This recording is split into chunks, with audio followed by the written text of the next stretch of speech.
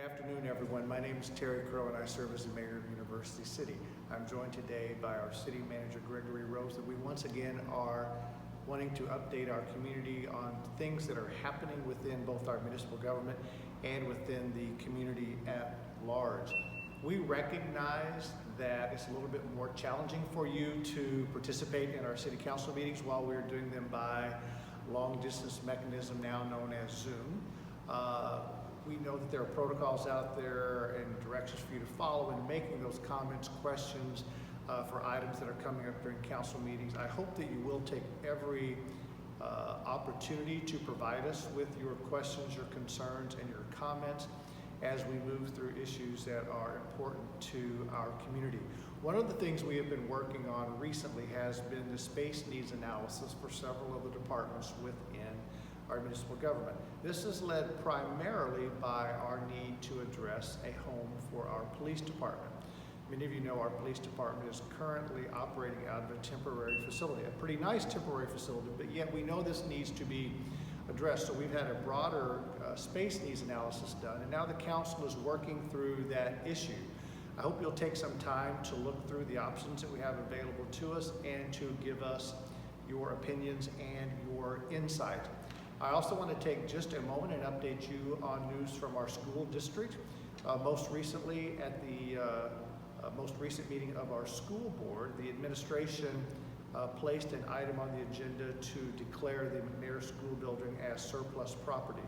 They gave a very thoughtful and well-reasoned reason as to why the building should be declared surplus. I want to commend the vast majority of our school board members for the way in which they worked through this process, and the administration for bringing it forward.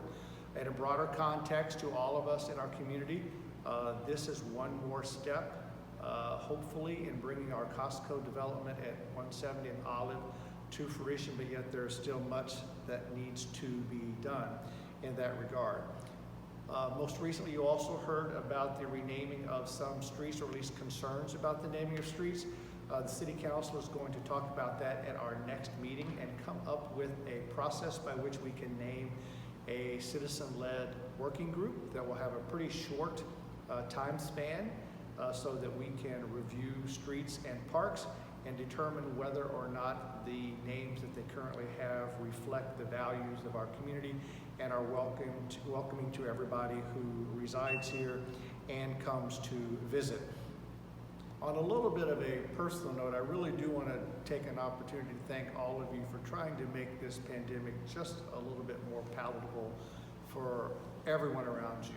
To the folks who created the sit down and listen bench, thank you for doing that, for giving us one more opportunity to meet with our friends and to make new friends by just sitting down and listening. To our folks at City Hall and to Jessica Bueller, who have created the Explore U City website, please, when you get a chance, come visit our businesses safely. Wear your mask. Come dine in. Come take out. Whatever the case may be, but we hope that you will help all of your friends and neighbors by buying locally as much as you possibly can.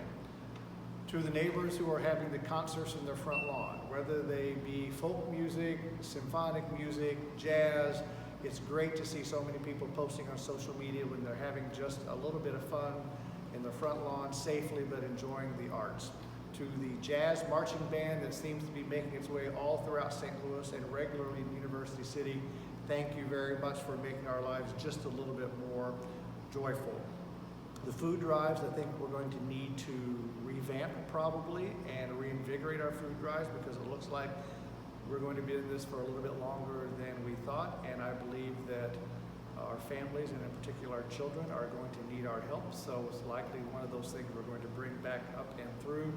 And to those of you who've been buying lunch for our first responders, thank you very much. And if you get a chance, Fox 2 News actually has a great news item on the firefighters who helped redo the house for the injured firefighter, and I believe from Kinloch, I believe, and the U City Fire Department participated in that as well.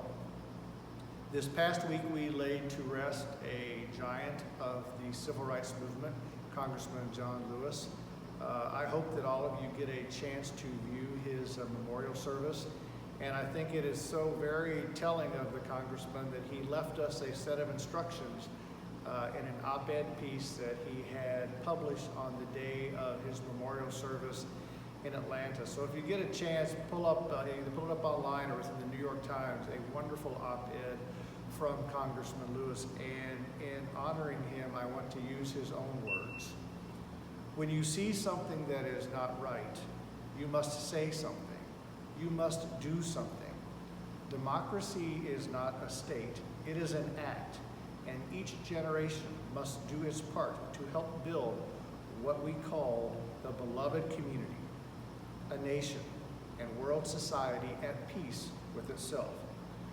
Ordinary people with extraordinary vision can redeem the soul of America by getting in what I call good trouble, necessary trouble.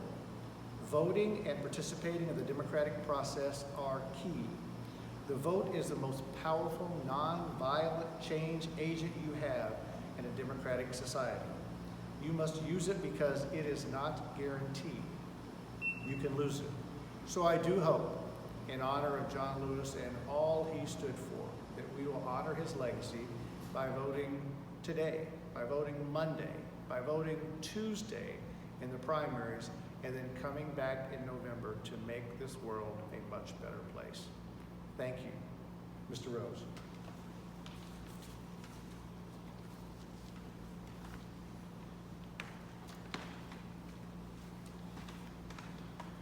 Mayor, thank you.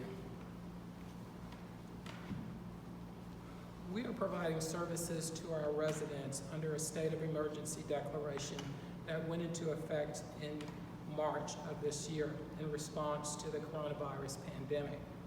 We continue to take a conservative approach to managing our city operations and minimizing the risk of spreading the coronavirus to our employees and to our residents. Essential services such as police, fire, and solid waste collections have not been interrupted. However, services that are considered non-essential have been cautiously reopened. Our parks, trails, dog park, tennis courts, and golf course have been reopened as the use of these amenities do not place our employees and citizens at a high risk of contracting and or spreading the coronavirus. Facilities when used that have a higher risk of people contracting and or spreading the disease, such as our basketball courts, our playgrounds, recreation center, and pool, have remained closed. When considering the reopening of our facilities, I must weigh safeguarding our employees and citizens against the need for the non-essential service. In University City, we celebrate our diversity, but because our demographics includes African Americans, Hispanics, and the elderly, we must be cautious and recognize that according to the CDC, those groups are at a higher risk of contracting and dying from the coronavirus. As such, we must be deliberate in the opening of our facilities and cautious in the providing non-essential services. As does many areas of our country, St. Louis County is being impacted by the high number of coronavirus cases. This pandemic began with roughly very few people throughout our country contracting and dying from the disease. But just this week, we learned that in St. Louis County, there have been a total of 11,507 coronavirus cases and 636 related deaths. The 636 deaths represent half of the deaths that have occurred in the entire state of Missouri as a result of COVID-19. Please, please, please, wash your hands vigorously and often, wear a mask in public, social distance, and stay at home when possible. In recent weeks, St. Louis County has realized spikes in the number of coronavirus cases. In response, County Executive Sam Page rolled back many of the opening measures. Effective today, in St. Louis County, gatherings are limited to no more than 50 people.